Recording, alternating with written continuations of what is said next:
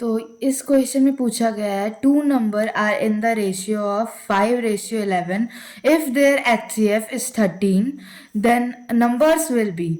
तो यहाँ पर हमारा दो नंबर है जो रेशियो के फॉर्म में है, 5:11। तो इफ देयर HCF, अगर उसका HCF 13 हुआ तो वो नंबर क्या होगा।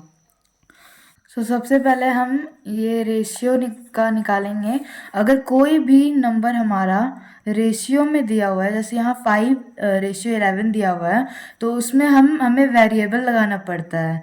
तो हम यहाँ वेरिएबल x लगा रहे हैं, यहाँ पर 5x और यहाँ 11x। क्योंकि आप इसमें कोई भी वेरिएबल लगा सकते हैं, आप इसमें y लगा सकते हैं, z लगा सकते हैं, कुछ भी लगा सकते हैं, लेकिन सबसे कॉमन x है, जिससे आपको अच्छे से समझ आएगा।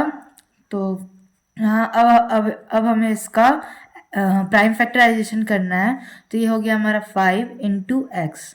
तो दोनों के पावर में 1 है, तो यहाँ पर हो गया हमारा 11 × x।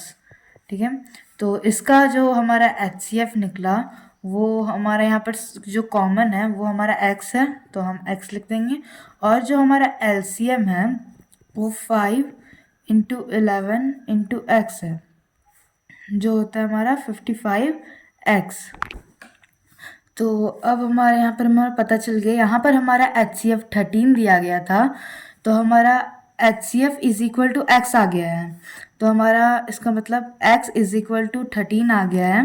तो अब हम इसे इंटू करेंगे, जैसे कि हमें यहाँ पर 5x था, हमारा 5x इज इक्वल टू, हम 5x का हमारा यहाँ पर वैल्यू आ चुका है 13 है, तो हम x की जगह 13 लेंगे और फिर इसे हम इंटू करें। 5 × 3 = 15 और 5 × 1 = 5 और 1 हाथ में 6, तो ये हमारा 65 आ गया 5x का वैल्यू।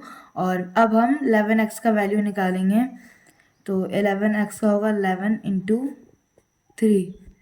तो अगर हम इसका इंटू करेंगे तो ये हमारा आ जाएगा 143। तो हमारा आंसर आया